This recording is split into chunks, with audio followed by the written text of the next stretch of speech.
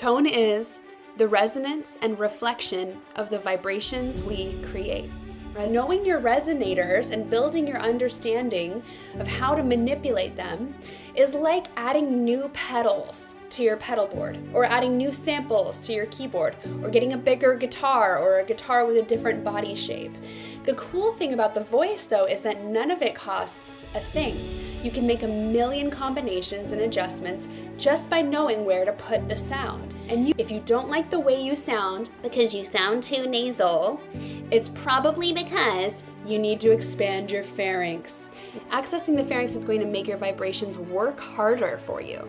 I love to think about how to get the best leverage out of notes for my singers, because the less effort you have to apply to your raw tone, the more your body and brain can spend that bandwidth on making artistic, higher level choices, like adding emotion or control or even agility techniques.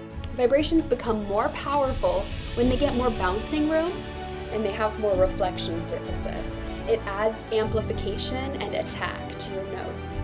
So if you limit the room that you're giving the vibrations to bounce, then they're being released out into the open a lot sooner than if you were able to compound them inside the vocal tract before releasing them through the lips. Everything should be calm except the exact muscles that you're commanding.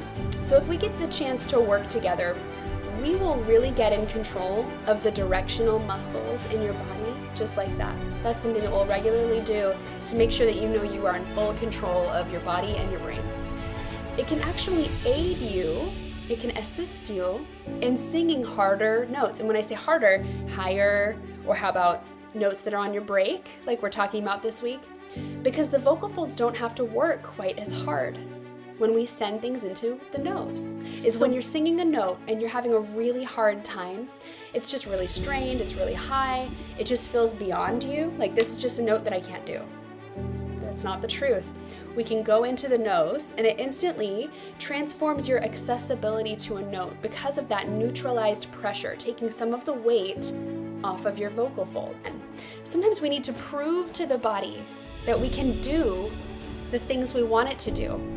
Then, once we are doing the things we want our bodies to do with our voices, we then make them how we want them to sound in a performance context.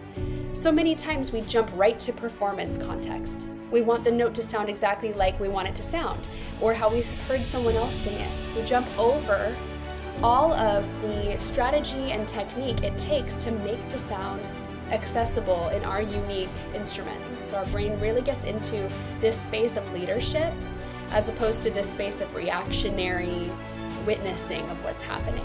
Do you sometimes ever feel that you are really just more witnessing what's happening when you sing and you're not actually in control? Is that sometimes when you're singing, you know what's going on as far as how it sounds, but you have no idea how to change it or control it?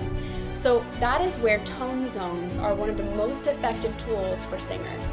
Because if I'm singing a part of a song and I don't like how it sounds, the tone zones, the understanding, the isolation, and then eventually the blend, if you're able to start blending and moving the sound, it becomes your unique way to get in control, to take that like driver's seat to your voice instead of the passenger seat. And what you just demonstrated to me is that you understand the concepts, which is beautiful. Within less than an hour, you have been able to target all of these different spaces in your body. You have proven that certain resonators make you stronger at accessing the note than others. So I'm already seeing it as such a success just in you, Julia, and I'm hoping so many people who are watching this are also experiencing that same success. Take these tone zones to those different spots in your voice. So look at your vocal map, because the whole purpose of the vocal map is to be able to apply seal, strength, and tone to every single one of these singable notes and make each one unbreakable, okay? So tomorrow we'll be using seal, strength, and tone to reinforce every note in your singable range, and we're going to see the magic that it does along your passagios or along your breaks or your weak spots.